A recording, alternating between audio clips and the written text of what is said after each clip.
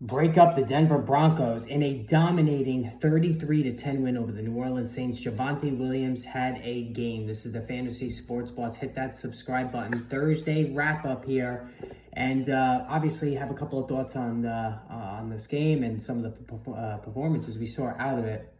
But if you're new to the channel, of course, hit that subscribe button.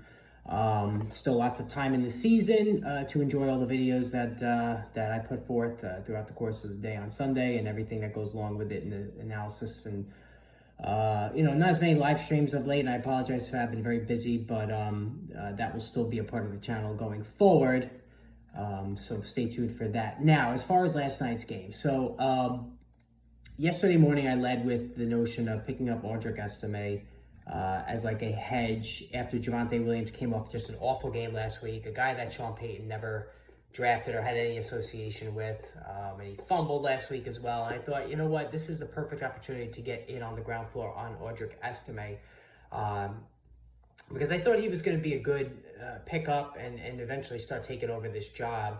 And he actually was out there right off the bat too last night.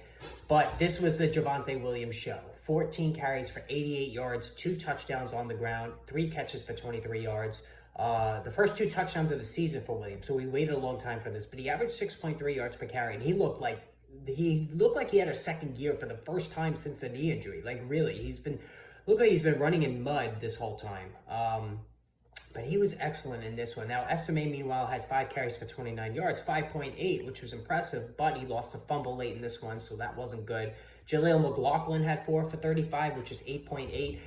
So they were running all over the New Orleans Saints. So if you pick up the Saints defense, the Broncos offense sucks. I mean, you got destroyed last night. But the thing I want to mention with Javonte Williams is that this is certainly a sell high on him for sure. But Denver's 4-3 right now. They're hanging around the periphery of the playoff. It's still early, the playoff race. But is this an opportunity for Williams, for the Broncos, for Peyton to sell high on Javonte Williams? Like, that's a possibility as well. You know, they have Estime, they have McLaughlin. If they want to get another piece, they could cut bait on Williams right now, coming off such a big game. And we've already seen, Devontae Adams and Amari Cooper get traded, so there's certainly a possibility of that. And there have been some rumors around Javonte Williams. But if you own him in fantasy, I did play him in one of my 2 leagues that I own him. It was a tremendous outing, right? I mean, 20-plus fantasy points in PPR was great. But I'm not going to run for the hills on this one. Like, and think, oh, he's back, this and that. I'm not doing that. We need to see a lot more.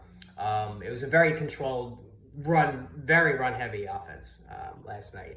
Now, as far as Bo Nix, 16 to 26, 164, no picks, no touchdowns, but he ran for 75 yards. And here's the thing, guys. I don't think many people realize this. Coming into Week 7, Bo Nix was the number 12 quarterback in fantasy. Bo Nix, right? Because he's running a lot, right? And that's a big part of his game. He's not throwing touchdown passes. Cortland Sutton got shut out last night. Troy Franklin went 5 for 50 to lead the way. So, if you're a Sutton owner, it's borderline cutting territory for him. But Bo Nix in a Superflex league, he's earned the right now to be out there. For the Saints, major problems here. This was set up to be a disaster from the beginning. I mean, they did no Chris Olave, no Rashid Shaheed, no Taysom Hill. Like, they had nobody, and this is a very strong Denver top 5 defense. They were going to stack the box on Alvin Kamara, and Kamara, it was brutal, right? 7 carries for 10 yards, 6 catches for 14. So he got the catches, 8+ PPR points is the best he could do.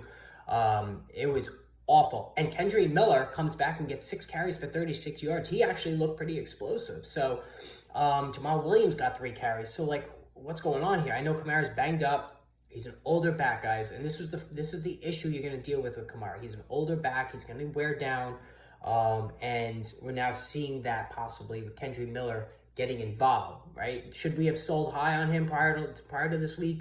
Maybe, right? This team's now going nowhere. As long as Derek Carr is out, this is going to be big trouble for Alvin Kamara. Now he's got a plush matchup next week, so if he bombs next week, then we have a major problem. But for this one, it was just a complete wipeout of a performance. There's really nothing to talk about with the Saints, and things could really come off the rails. I thought Dennis Allen would be the first coach fired this year. That could still happen, but yeah, it's just bad. So, but anyway, guys, hit that subscribe button. Let me know what you thought about last night, and more videos will be coming soon.